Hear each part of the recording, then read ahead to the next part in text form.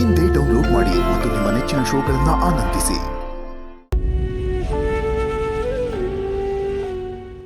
ಲಕ್ಷ್ಮಿನ ಈ ಮನೆಯಿಂದ ಕಳಿಸಿದ್ಯಲ್ಲ, ಈಗ ನಿನಗೆ ಸಮಾಧಾನ ಸಿಕ್ಕಿರ್ಬೇಕು ಅಲ್ವಾ? ಏನ್ರಿ ನಿಮ್ಮ ಮಾತಿನ ಅರ್ಥ? ಅಲ್ವೇ, ಒಂದು ದಿನಕ್ಕೂ ಆ ಮಗು ಜೊತೆ ಮಮತೆಯಿಂದ ಮಾತಾಡಲಿಲ್ಲ. ಆ ಮಗು ಎಲ್ಲ ಕೆಲಸ ಮಾಡ್ತಾ ಇತ್ತು. ಒಂದು ದಿನಕ್ಕೂ ನನಗೆ ಇಂಥದ್ದು ಬೇಕು ಇಂಥದ್ದು ಬೇಡ ಅಂತ ಹೇಳಲೇ ಇಲ್ಲ. ಪರೀಕ್ಷೆ ಪಾಸ್ ಮಾಡಿ ಮುಂದೆ ಓದ್ಕೋತೀನಿ ಅಂದರೆ ಅವಳು ಫೇಲ್ ಆಗಲಿ ಅಂತ ದೇವ್ರ ಮುಂದೆ ಬೇಡ್ಕೋತಿದ್ದವಳು ನೀನು. ಖರ್ಚಿಲ್ದೆ ಮದುವೆ ಆಗತ್ತೆ ಅಂತ ಸಂಸ್ಕಾರ ಇಲ್ದಿರೋ ರಾಕ್ಷಸನ ಜೊತೆ ಮದುವೆ ಮಾಡಿಕೊಡೋದಕ್ಕೆ ಹೋಗಿದ್ದವಳು ನೀನು. ಒಟ್ಟಿನಲ್ಲಿ ಅವಳು ಇಲ್ಲಿಂದ ಹೋದ್ಲಲ್ಲ, ಈಗ ನಿನಗೆ ಸಂತೋಷ ಆಗಿರ್ಬೇಕು ಅಲ್ವಾ? ಬೆಳೆದ ಮಗಳು ಮನೇಲಿದ್ರೆ ಮದುವೆ ಮಾಡೋ ಯೋಚನೆ ಬರ್ದೇ ಇರುತ್ತಾ? ಅವನ್ ಕುಡುಕ ಒಳ್ಳೆಯವನಲ್ಲ ಅಂತ ನನಗೇನ್ರಿ ಗೊತ್ತಿತ್ತು? ಅಷ್ಟಕ್ಕೂ ಆ ಸಂಬಂಧ ಕೈ ತಪ್ಪು ಹೋಯ್ತಲ್ಲ. ಅವಳು ಏನಾದ್ರೂ ಆ ಮನೆಗೆ ಹೋಗಿ ಕಷ್ಟ ಪಟ್ಟಿದ್ರೆ ನನಗೆ ಬೇಜಾರಾಗ್ತಿರ್ಲಿಲ್ಲ ಅನ್ಕೊಂಡ್ರ? ಮಾತಾಡ್ತಾರ. ಅದು ಹಾಗಲ್ಲ. ಅದು ಈಗಲೂ ಅವಳು ಇಷ್ಟ ಇಲ್ದಿರೋ ಮದುವೆ ಆಗಿದ್ದಾಳೆ. ಮತ್ತೆ ಹೇಗೋ ಏನೋ. ರೀ, ನೀವು ಅವತ್ತವಳು ಜಾತಕ ಬರದ್ರಲ್ಲ, ನೀವು ಅವಳಿಗೆ ಏನ್ ಹೇಳಿದ್ರಿ? ನೀನ್ ಒಳ್ಳೆ ಮನೆ ಸೇರ್ತೀಯಾ ಅಂತ. ಆ ಜಾತಕ ಅವಳ್ದೋ ಅಲ್ವೋ, ಆದ್ರೆ ನಿನ್ ಮಾತಂತೂ ನಿಜ ಆಯ್ತಾ? ನಾವು ದುರ್ಬಿನಾಗಿ ಹುಡುಕಿದಿದ್ರು ಯಜಮಾನ್ರಂತ ಒಳ್ಳೆ ಮನೆ ಸಂಬಂಧ ನಮಗ್ ಸಿಗ್ತಾ ಇರ್ಲಿಲ್ಲ. ಅದ್ ನಿಜ. ಆದ್ರೆ ಆದಿಗೂ ಈ ಮದುವೆ ಇಷ್ಟ ಇರ್ಲಿಲ್ವಲ್ಲ? ರೀ, ಅದ್ ನನಗೂ ಗೊತ್ತು. ಇಷ್ಟು ದಿನ ಅಂತ ಹೀಗೆ ಇರ್ತಾರೆ, 2 ದಿನ ಆದ್ಮೇಲೆ ಸರಿ ಹೋಗ್ತಾರೆ. ಯಜಮಾನ್ರು ಮಾತು ಕೊಟ್ಟಿಲ್ವಾ ನಮ್ ಲಕ್ಷ್ಮಿ ಆರಾಮಾಗಿರ್ತಾಳೆ ಅಂತ? ಹೇಗೋ ಬೀಸೋ ದೊಣ್ಣೆಯಿಂದ ತಪ್ಪಿಸ್ಕೊಂಡು ನಮ್ಮ ಮಗಳು ಒಳ್ಳೆ ಮನೆ ಸೇರಿದಾಳೆ ಅಂತ ಖುಷಿ ಪಡಿ. ಸುಸ್ತಾಗಿರ್ತೀರಾ, ಮಲ್ಕೊಳ್ಳಿ.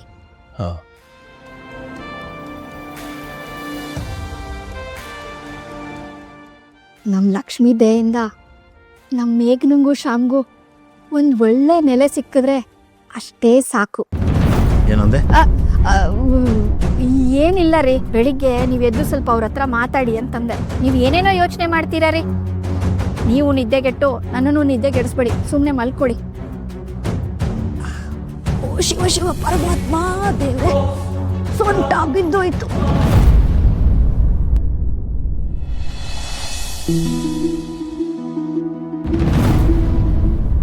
ಬಾರೆ ಬಾ ಬಾ.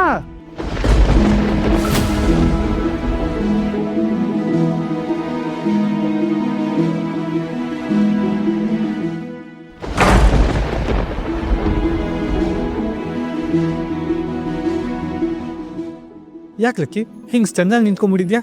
ಹೆದರ್ಕೋಬೇಡ, ಬಾ ಕೂತ್ಕೋ. ಬಾ ಕೂತ್ಕೋ. ಯಾಕೆ ಲಕ್ಕಿ ಹಿಂಗೆ ನೋಡ್ತಿದ್ಯಾ? ಆಟಿ, ಅದು ನಾನು ನಿನ್ನ ಹತ್ರ ಮಾತಾಡಬೇಕು ಅಂತ.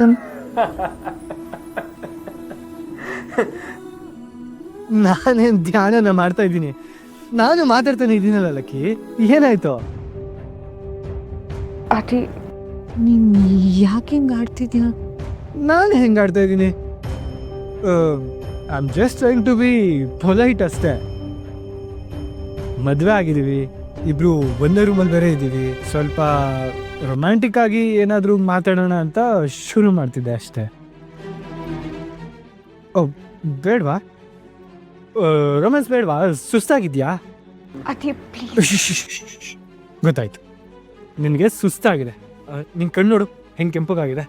ಡೋಂಟ್ ವರಿ, ನಾನು ನಿನಗೆ ಹೆಲ್ಪ್ ಮಾಡ್ತೀನಿ. ನಿನ್ನ ಕಾಲು ಹೊತ್ಲಾ? ಹಾಂ, ಬೇಡ ಪ್ಲೀಸ್. ಬೇಡವಾ? ನಿನ್ನ ಕೈ ಹೊತ್ಲಾ? ಇಲ್ಲ ಬೇಡ. ನಾನು ಚಿಕ್ಕವನಾಗಿದ್ದಾಗ ತಾತನ ಹೊಸ ರೇಷ್ಮೆ ಶರ್ಟು, ಅದ್ರ ಮೇಲೆ ಪಟಾಕಿ ಹಾರಿಸಿದ್ದೆ. ಇನ್ನೊಂದ್ಸಲ ತಾತನ ನನ್ನ ಫೇವ್ರೆಟ್ ಹಳೆಯ ಸ್ಕೂಟರ್ ಇತ್ತು, ಅದನ್ನ ಬೀಳಿಸಿ ಹಾಳು ಮಾಡಿತ್ತು. ಇನ್ನೊಂದ್ಸಲ ಅವ್ರಿಗೆ ಬೇಕಾಗಿದ್ದ ತುಂಬ ಇಂಪಾರ್ಟೆಂಟ್ ಡಾಕ್ಯುಮೆಂಟ್ನ ಕಳ್ದಾಕಿ ಅವ್ರಿಗೆ ಲಾಸ್ ಕೂಡ ಆಗೋ ಥರ ಮಾಡಿದ್ದೆ. ನನ್ನ ತಾತ ಯಾವತ್ತೂ ನನ್ನ ಮೇಲೆ ಕೈ ಮಾಡಿರಲಿಲ್ಲ. For the first time, for the very first time ನಿನ್ನಿಂದ ತಾತ ನನ್ನ ಮೇಲೆ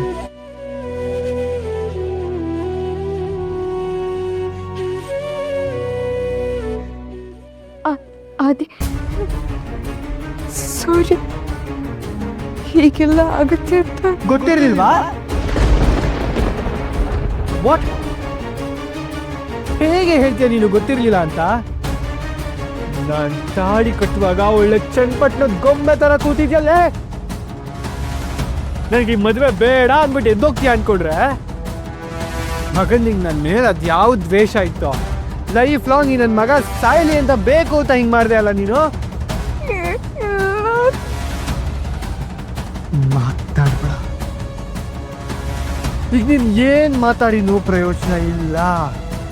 ನಿನ್ನಲ್ಲಿ ಏನಾದರೂ 0.5% ಮಾನವೀಯತೆ, 1% ಈ ಮನೆ ಮೇಲೆ ಕಾಳಜಿ ಇದ್ರೆ ನಾನು ಹೇಳಿದ ಮಾತು ಕೇಳು. ದಯವಿಟ್ಟು ನನ್ನ ಬಿಟ್ಟು ಹೊರಟು.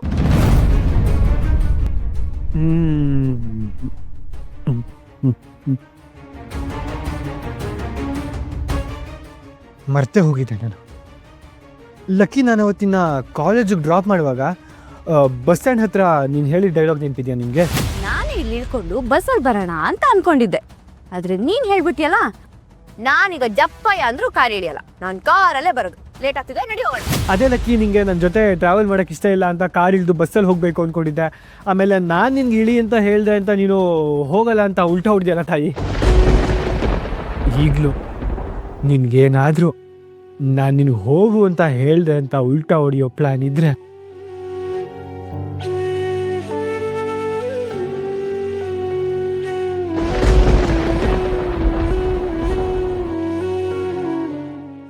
ನನ್ನ ಬದುಕು ಅನ್ನೋ ಪ್ರಯಾಣದಿಂದ ನೀನು ದಯವಿಟ್ಟು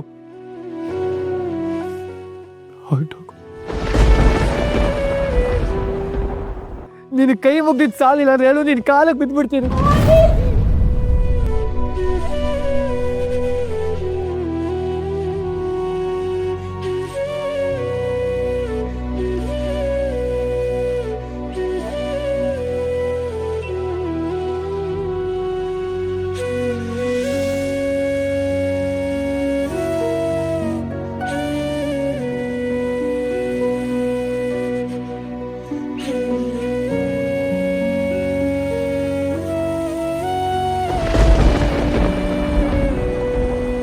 ಊರೆಲ್ಲ ನಿಂತು ಕೇಳಲಿ ಆದಿಲಕ್ಷ್ಮಿ ಪುರಾಣ.